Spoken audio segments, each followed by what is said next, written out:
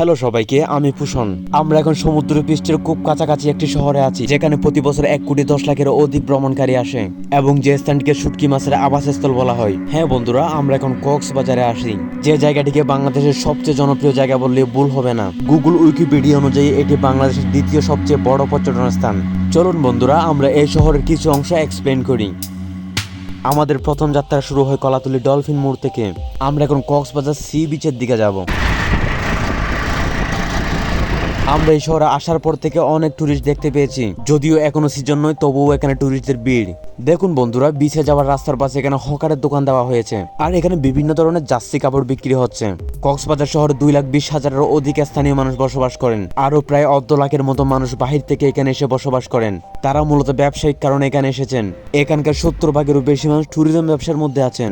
আমরা হাঁটতে হাঁটতে প্রায় বিচের পার পর্যন্ত এসে গেছি, আর আমার ডান পাশে পুরো অদৃশ্যমান সি বিচ। কক্সবাজারের ইতিহাস কাটলে দেখা যায় এটি 900 খ্রিস্টাব্দ থেকে 1600 খ্রিস্টাব্দ পর্যন্ত আরাকান রাজ্যের সাথে যুক্ত ছিল।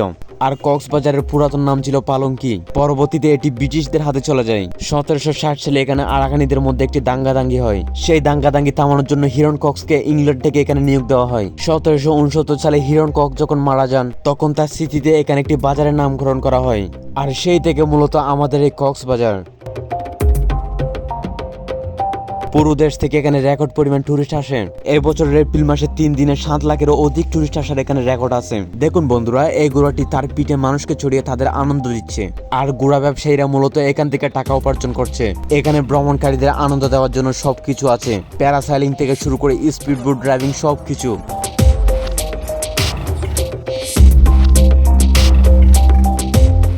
চলুন বন্ধুরা, আমরা এখন শামুক এবং ঝিনুকের মার্কেটের মধ্যে ঢুকি। আর এখানে শুটকির বাজারও আছে, একদম সাগরের পাড়ের মধ্যে দোকানগুলো দিয়েছে তারা। আর এইখানকার বিক্রি করা শামুক এবং ঝিনুকগুলো মূলত সাগর থেকে কুড়িয়ে আনা হয়েছে। দেখুন বন্ধুরা, এখানে কি সুন্দর করে ঝিনুকের মালা সাজিয়ে রাখা হয়েছে, আর এখানে ব্যাসলাইট রাখা হয়েছে। দেখুন বন্ধুরা, এখানে টুরিস্টদের জন্য টুপি, চশমা সবকিছু আছে। আর এখানে ভিতরে বার্মি চাচার থেকে শুরু করে কক্সবাজারের ঐতিহ্যবাহী সবকিছু এখানে পাবেন। এই দিক দিয়ে লক্ষ্য করুন, এখানে কত বড় শামুকের কুলস এবং এখানকার পুঁতিগুলো রাখা হয়েছে। অবশেষে আমরা শুটকি মাছের দোকানে আসলাম। কক্সবাজারের অন্যতম বিখ্যাত হওয়ার প্রামাণিক হচ্ছে শুটকি মাছ। এখানে সাগরের ইলিশের শুকনো স্যাম্পল থেকে শুরু করে প্রত্যেক মাছের শুকনো স্যাম্পল পাবেন।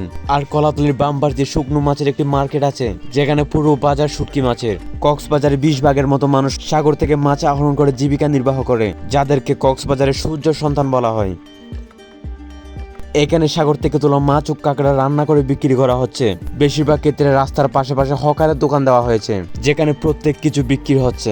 এরা হচ্ছে এখানকার স্থানীয় মানুষ। এরা টুরিস্টদের উপর ভিত্তি করে নিজস্ব ব্যবসা চালিয়ে যায়। সিজনে ব্যবসা ভালো থাকে, আর নন সিজনে ব্যবসার পরিধি কমে যায়। শহরটি পরিষ্কার রাখার জন্য পৌরসভা থেকে প্রতিদিন গাড়ি আসে।